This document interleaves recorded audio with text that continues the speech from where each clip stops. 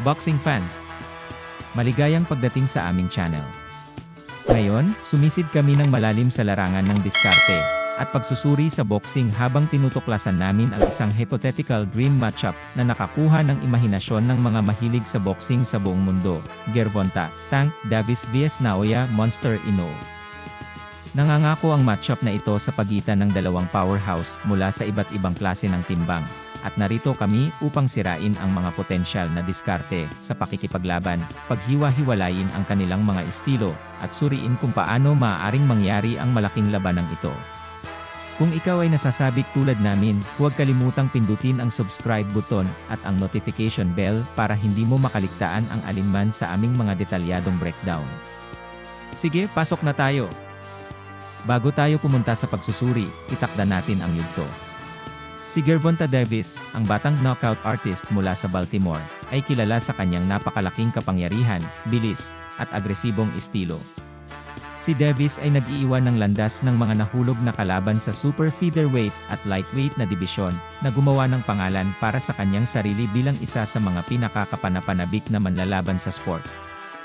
Sa kabilang panig, mayroon tayong Naoya the Monster Inoue, isang Japanese sensation na ang teknikal na katalinuhan, katumpakan, at kapangyarihan ay nakakuha sa kanya ng palayaw.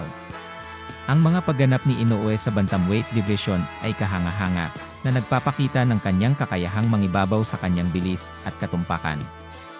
Isa-isahin natin ang potensyal na diskarte ni Gervonta Davis para sa kapanapanabik na dream matchup na ito.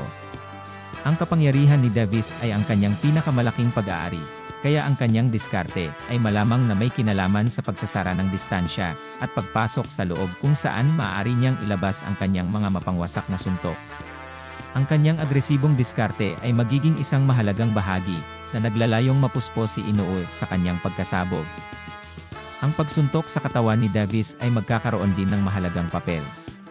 Ang pag-target sa midsection ni Inoue ay maaaring makapagpabagal sa paggalaw ng Japanese fighter at makakaubos ng kanyang enerhiya. Ang compact na estilo ni Davis ay nagbibigay daan sa kanya na makabuo ng makabuluhang kapangyarihan mula sa mga malalayong distansya na ginagawang mas mapanganib ang kanyang mga body shot. Ang pananatiling may pananagutan sa pagtatanggol habang ang pagiging agresibo ay isang hamon para kay Davis. Ang katumpakan ni Inoue at kakayahan sa counter-punching ay nangangahulugan na ang anumang pagkakamali ay maaaring magresulta sa pagkuha ng mga counter. Ang diskarte ni Davis ay kailangang mahanap ang tamang balanse sa pagitan ng pagsalakay at pagtatanggol.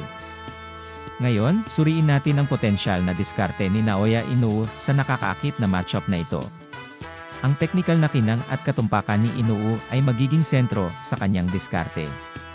Malamang na mag-focus siya sa pagpapanatili ng distansya at paggamit ng kanyang jab para kontrolin ang bilis ng laban.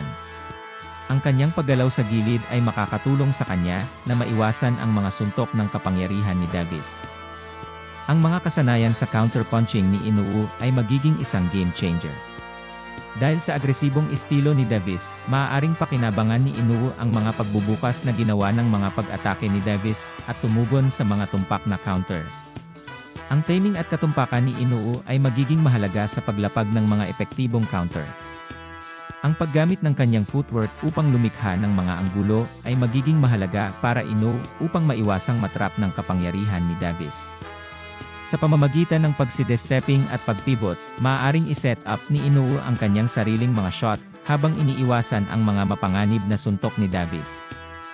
Ngayon, ang malaking tanong, paano mabuo ang dream matchup na ito?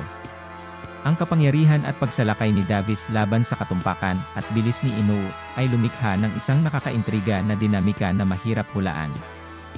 Kung matagumpay na maisara ni Davis ang distansya at mapunta ang kanyang mga power shot, maaaring diktahan niya ang tempo ng laban. Ang kanyang walang humpay na pagsalakay ay maaaring pilitin si Inoue na maging defensive, na nililimitahan ang kanyang mga pagkakataon na kontrahin. Gayunpaman, kung mapanatili ni Inoue ang distansya, kontrolin ang laban gamit ang kanyang jab, at ay capitalize ang kanyang mga counter, maaari niyang makuha ang isang desisyon na tagumpay.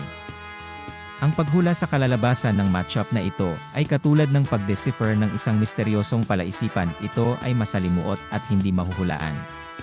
Ang parehong mga mandirigma ay may natatanging lakas, at ang resulta ay maaaring sumandal sa alinmang direksyon. Ang ginagarantiyahan ay ang mga tagahanga ay ituturing sa isang mataas na oktanong labanan ng mga kasanayan at lakas. At heto na nga ang isang komprehensibong breakdown ng mga potensyal na diskarte sa pakikipaglaban at pagsusuri para sa mapang-akit na hypothetical na labanan sa pagitan ni Gervonta Davis at Naoya Inoue.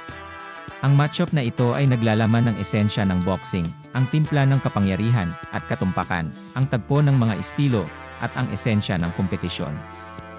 Ano ang iyong pananaw sa dream matchup na ito?